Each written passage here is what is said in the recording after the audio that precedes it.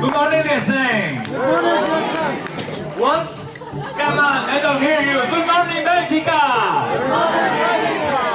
سيداتي سادتي، الآن دعونا نرحب ونستضيف الأستاذ انطونيو، منسق تسويق مبيعات أوروبا ومدير DXN اسبانيا، فليتفضل مشكورا.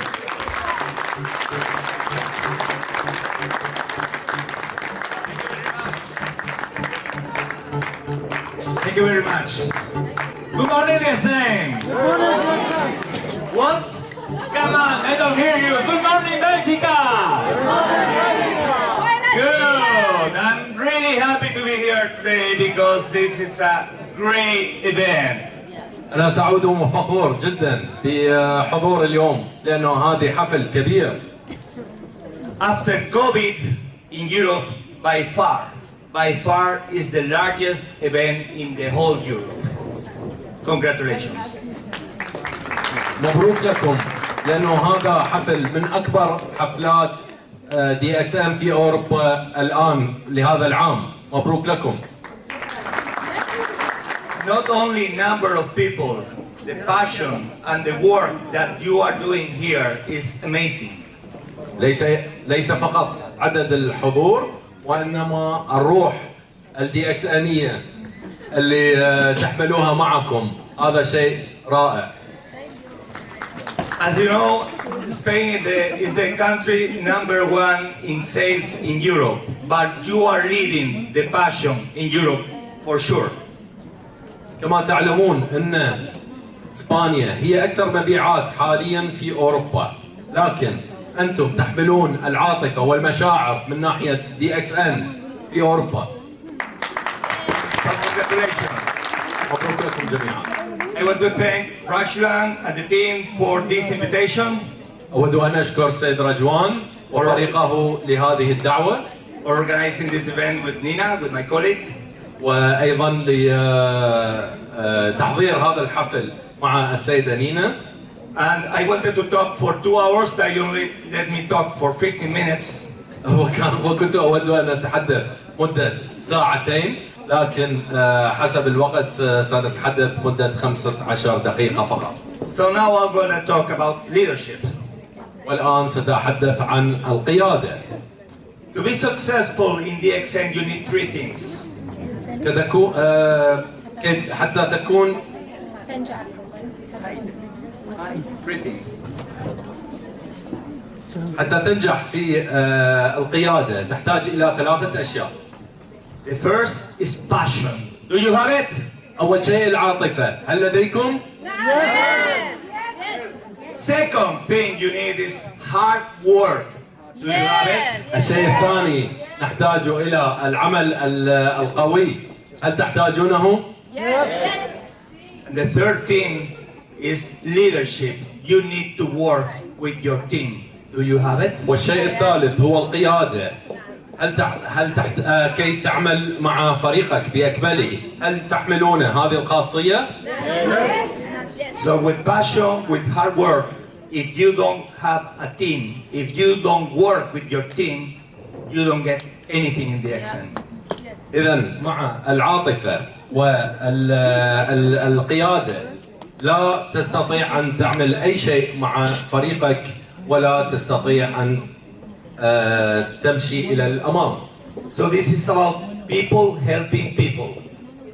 هذه الفكرة هي بخصوص ناس يساعدون ناس آخرين. I will share you my story about leadership. سأحدثكم عن قصتي من ناحية القيادة. When I was a little kid, this was me with her, of course. عندما كنت صغيرا هذا كان شكلي مع بعض الشعب. I was always dreaming about climbing big mountains. You know, this mountain was close to my city and I dreamed about climbing this mountain. كنت أحلم بصعودي وتسلقي لهذا الجبل، لكن So, of course, I was like 6, 7 years old. I'm okay. Okay. Don't worry. I don't want you to fall. I am a climber. Don't worry. Oh yes, I forgot.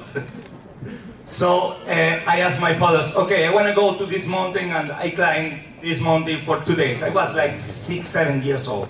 فكلمت والدي بأني أريد أن أتسلق هذا الجبل. كان عمري 6 أو 7 سنوات. So as you can guess, they say no. وكما تتصورون كانت الإجابة كلا. Of course, I was too young, but they always say no. When I was in my way to the school, this is the city where I lived.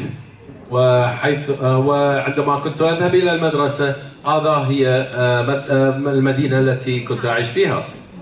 It is Pamplona, surrounded by big walls and castles. كانت مبنية من الحجر الكبير وقلاع. So I remember the big no, no, no from my fathers. وكان أيضا الجواب منهم كلا كلا لا ليس مسموح لك أن تذهب إلى المدرسة. But of course I did what I liked. I climbed.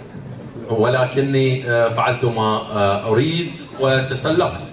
And I was climber for many years. I climbed rock, ice, and big walls for many years. وعندما كبرت بدأت أفعل ما أحب هو التسلق. Again, this was me with her. مرة أخرى هذا أنا مع الشعب. What I learned from this sport, first I lived to be competitive. To be good, to be the best, you have to be competitive. ما تعلمته من هذه النوع من الرياضة هي أن أكون متنافسا، أن أتعلم أصبر وأنافس إلى الأفضل. It's not enough to be good. You have to be the best. You have to always try to improve, to learn, to be better, to be just the best. لا يكفي أن تكون جيدا، ولكن يجب أن تكون أنت الأفضل. أنت الذي تطور نفسك حتى تصبح الأفضل. Not only to climb a mountain, anything you do in life, you need to be the best. ليس فقط تسلق الجبال، وإنما أي شيء في الحياة يجب أن تعمله وأنت تكون المتميز. Of course, you need to be optimistic. بالطبع يجب أن تكون أيضا متفائل. Why? Can you imagine? It is crying, I'm not going to work. It is snowing, I'm not going to work. They will say no, I'm not going to talk to him. فالكثير من الناس يقولون أنا ناعس أو الجو بارد أو أعذار أخرى، فيبدأ يتكاسل ولم يكن يعني متفائل فتذهب عليه الفرصة. If you don't trust in yourself that you can climb the mountain, you don't go to the mountain.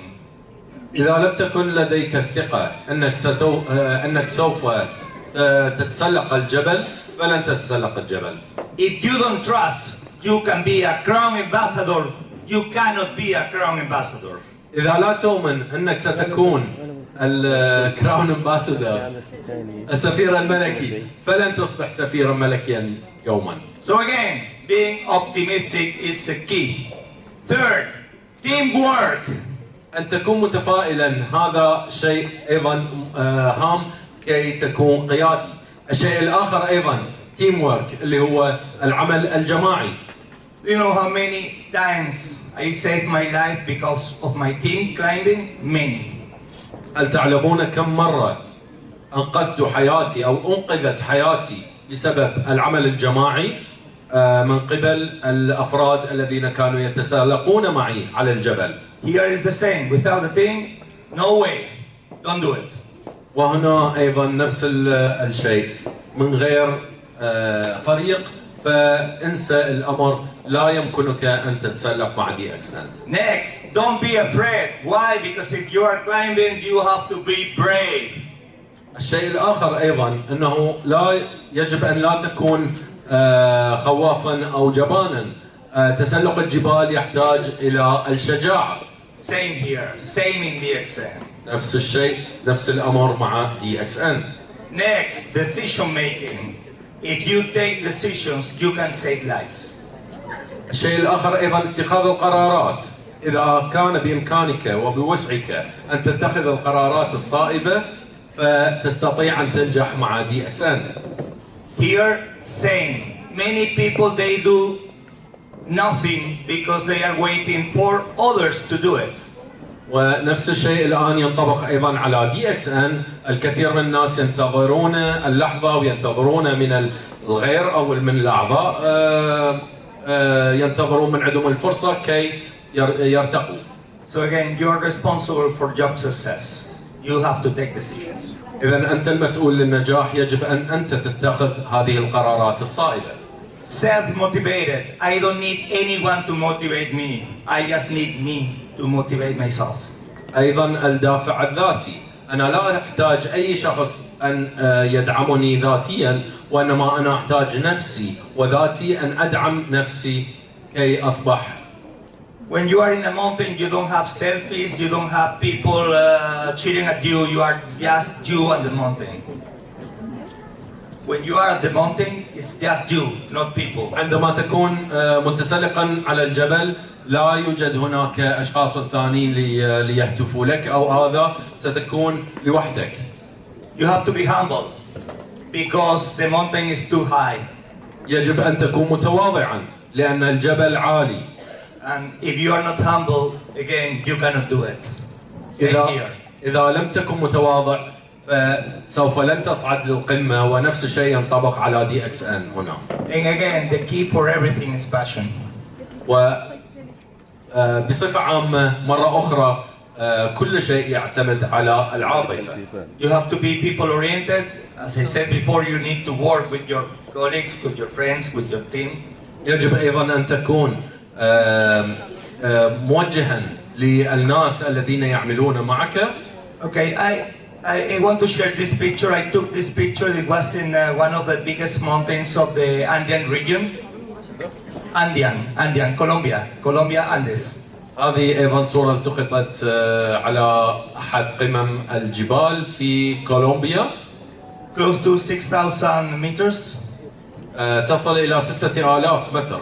And in this trip, thanks to one decision, I saved one life.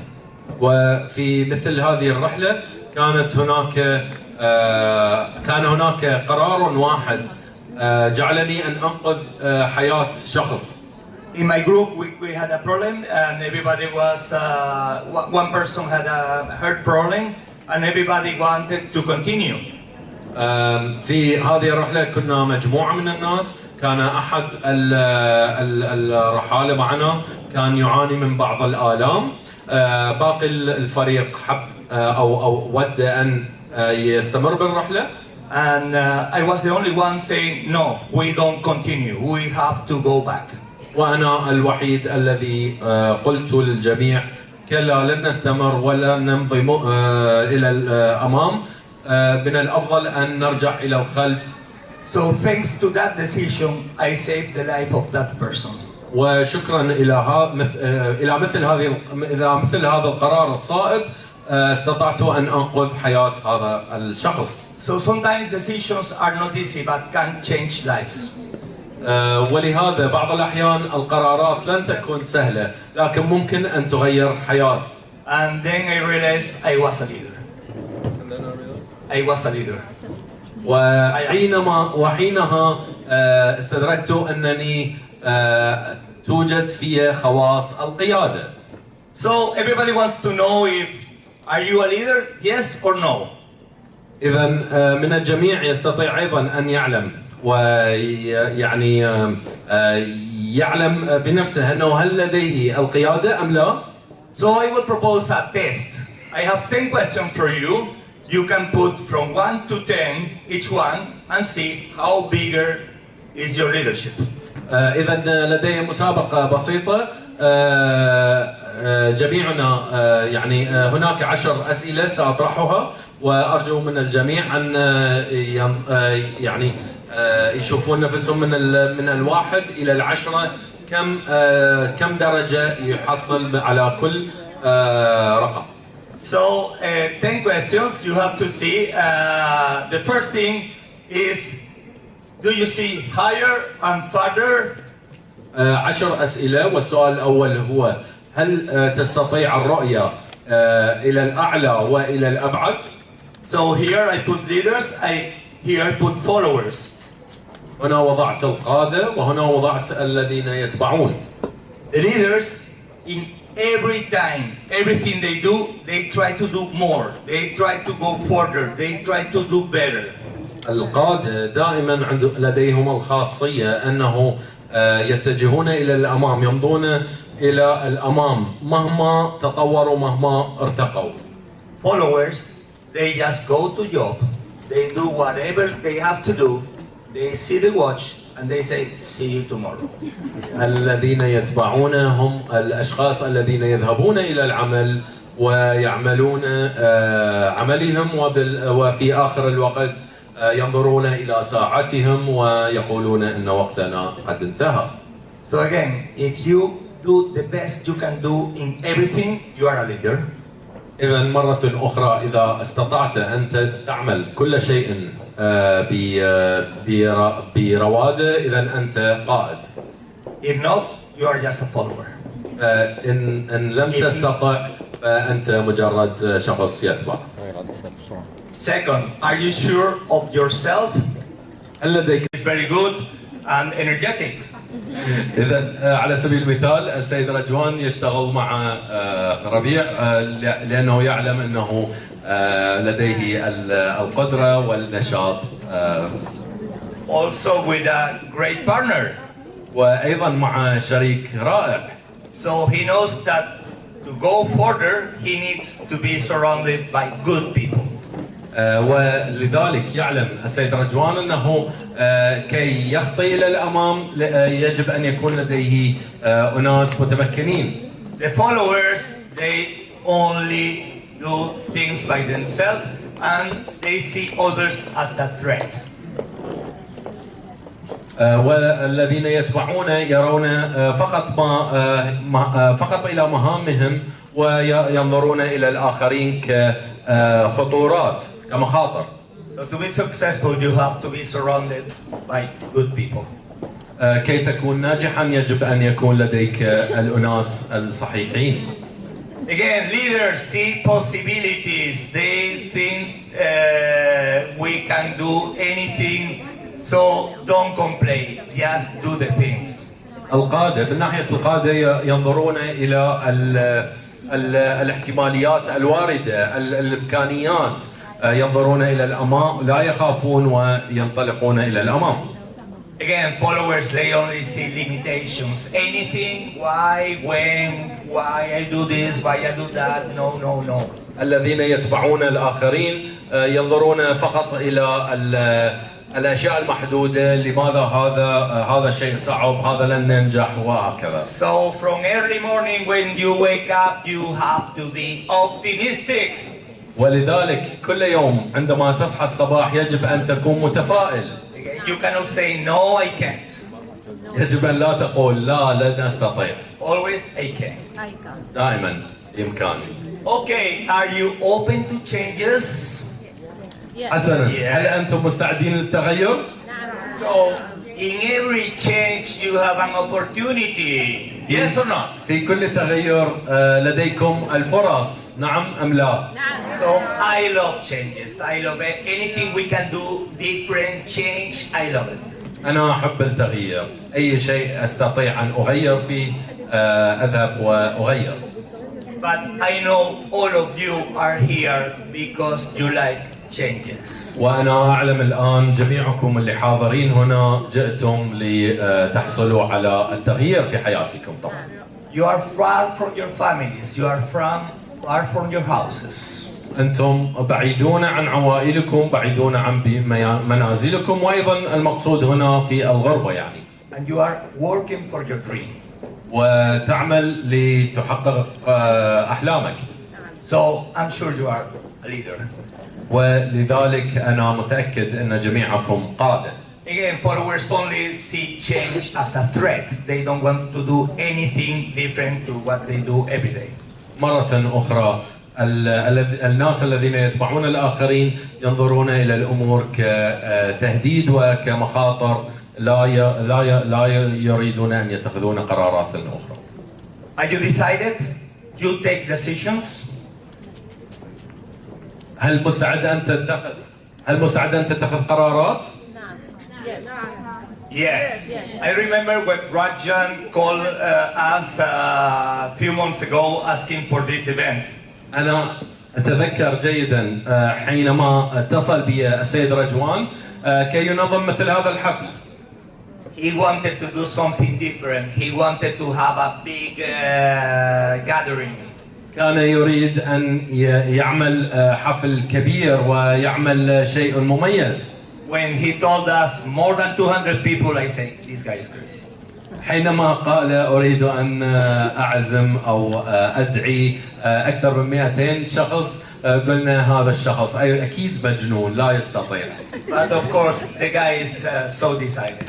لكنه شخص ذو رؤية وعزيمة واتخذ القرار. And here we are. وها نحن. So, thank you. كل الشكر للسيد رجوان. But followers, what they do, they don't know if it's gonna be okay or not. Maybe better I don't do anything. So the followers doubt anything, and they just keep doing nothing. ولذلك الذين يتبعون الناس الآخرين دائما لديهم الشكوك، لديهم الشكوك هل ستنجح هذه الفكرة، هل لن تنجح، ولهذا لا يتقدمون ولا ينجحون. So again, leaders take decisions. لذلك أدعوكم أيها القادة اتخذوا قرارات. Okay, obstacles. Yes, the leaders see that there will be obstacles on the road, and they jump it and they enjoy it. الحواجز، الكثير منا لديه الحواجز أمامه، لكن القادة ينظرون إلى الحواجز ويعني يفكرون بها بتمعن وكيف يتخطون هذه الحواجز. But again, just the followers, they see the first drop in the clouds and they say, no, I go home back. ولذلك الذين يتبعون حينما يرون هذه الحواجز يبقون يتمعنون في السحب ويقولون لا أستطيع ويرجعون إلى منازلهم. So in MLM, in multi-level marketing, we need to keep working no matter obstacles. ولذلك في مثل هذه الأنواع من السوق يجب أن نبقى مستمرين لا ننظر إلى العواقب الأمامنا. Why? Because we have a big mountain to climb. لماذا؟ لأن لدينا جبل عالي كي نتسلقه. We have our Everest. لا لدينا جبل إيفرست،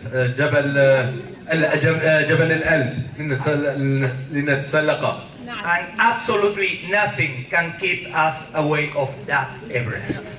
ولا يوجد شيء في العالم يستطيع أن يقفنا لتسلق هذا الجبل، جبل الألب. We have to be humble. We have authority, we are leaders, but we need to be humble. نحن قادة ولدينا قرارات، لكن في نفس الوقت يجب أن نكون متواضعين. That's the key to touch people. هذا هو مفتاح كي تلمس الناس. You have the opportunity to meet a crown ambassador. لديك الفرصة أن تكون أو تقابل عفوا الكراون امباسادور. And you will notice that this is a real leader. وتعلم أنه هذا هو قائد حقيقي. He's not looking for glory. إنه لا ينظر إلى الفخفخة. Nobody of his team is here today. لا يوجد أي أحد من مجموعته هنا معنا اليوم. He's here just to support and help people. وهنا فقط لأن يدعمكم ويساعدكم جميعا. So this is a true leader. إذن هذا هو قائد صحيح. Again, the followers are just looking for glory. It's just me, just my pin, just my car, just me. I'm here. No way. ولذلك الذين يتبعون الناس الآخرين ينظر إلى الشهرة. أنا سأحصل مثلا على بن، أنا هنا، ولكن ليس لديه أي تواضع. So keep humble. Keep it humble. رجاء ابقوا في تواضعكم هذا. Again, passion. You can notice the passion. ومرة أخرى العاطفة، بإمكانكم أن تلتمسون العاطفة. The leaders, they love what they do. Do you love the accent? القادة يحبون ما يعملونه. هل تحبون دي أكسن؟ Do you love our products? Yes. Products, our products. هل تحبون منتجاتنا؟ نعم. So, what you do is part of what you are. ولذلك ما الذي تعمله هو جزء من حياتك أو جزء من عندك أنت نفسك. And when you do things with passion, you touch people's hearts. وعندما تعمل أشياء بعاطفة أو أيضا تستعملها بعاطفة فستستطيع أن تلمس الناس وتلمس قلوب الآخرين بها. Again, followers, they just go to job, they do their job, enough, that's it, and they go back home to follow with their lives. الناس العاديين الذين يتبعونهم الذين يذهبون إلى العمل يوميا ويقومون بحياتهم بعملهم وينظرون إلى الساعة وتم عملهم ويذهبون مرة أخرى للمنزل ليستمروا بحياتهم العادية. Again, passion is a key component. ومرة أخرى العاطفة هي أحد المفاتيح الرئيسية. Again, motivation. Everybody knows that motivation is very important. ومرة أخرى الدافع الذاتي يجب أن نعلم جميعنا أن الدوافع الذاتية جدا مهمة. But the real leader gets motivation from inside. ولكن القائد الحقيقي يحصل على الدعم الحقيقي من داخله. You don't need external motivation to get your own motivation. أنت لست بحاجة إلى دعم ذاتي من أناس آخرين كي تحصل على الدعم الذاتي من داخلك. أنت تستطيع أن تحصل على دعمك الذاتي من داخل نفسك. But the followers, they are only focused on next pin, next title, next salary increase, next status. ولكن الناس الذين يتبعون ينظرون إلى البن الذي سأحصل على الباج اللي سأحصل ما هو المرتب الذي سيعطى إلي في المستقبل. But just right after they get it, they forget it. ولكن بعد أن يحصلوا عليه ينسونه. Again, get motivation from inside. ولذلك أحصل على الدفع الذاتي من داخلك. Leaders are team players, are people oriented. القادة هم الناس الذين يعملون بعمل جماعي ومنظمين. And they know that success can only come from the team. ويعلمون بأن النجاح سيأتي فقط من عند الفريق نفسه. This is the most important thing for me, working with people. The followers, they only focus on what they can do. They don't care about the team. ولذلك هذا هو أهم شيء بالنسبة لي، أن أركز كقائد وفريقي. أما الذين يتبعون تركيزهم يكون فقط بما سيحققونه أو ما حققوه شخصيا، لا يهتمون لما عمل فريقهم. So, these are the 10 things that you must have if you want to be successful. ولذلك هذه هي 10 نقاط رئيسية كي تصبح قائد ناجح. This you can read it in a book. هذه بإمكانك أن تقرأها في كتاب. This you can listen in a presentation. هذه ممكن أيضا أن تسمعها في مقابلة. But the only way to get it is if it comes from your heart. ولكن الطريقة الوحيدة التي تستطيع أن تحصل على هذه ال10 نقاط أن تأتي من صميم قلبك. Again, we add value to everything we do. وأكيد إحنا نقيم الشيء الذي نعمله. We know where to go. We are sure of ourselves. نعلم إلى أين متجهين. هذه ثقة النفس. Of course, we are optimistic. وأيضا نحن متفائلين. We love changes. نحب التغيير. We are determined. We know where to go. We know where to go. نعلم أين نحن متجهين. Obstacle for us is just a play. الحواجز التي تأتينا نتخطاها وهي مجرد أضحوكة أو لعبة. We are humble, passionate. نحن متواضعين وعاطفيين أيضا في نفس الوقت. Self-motivated and people-oriented.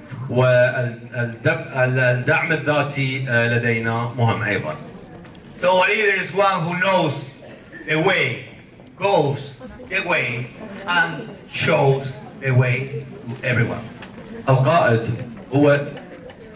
القائد هو من يعلم الطريق ويذهب في الطريق ويعني يشوف الطريق إلى الآخرين. So that's it. Thank you very much for your time, and I hope you lead in the best way, because in this way I'm sure that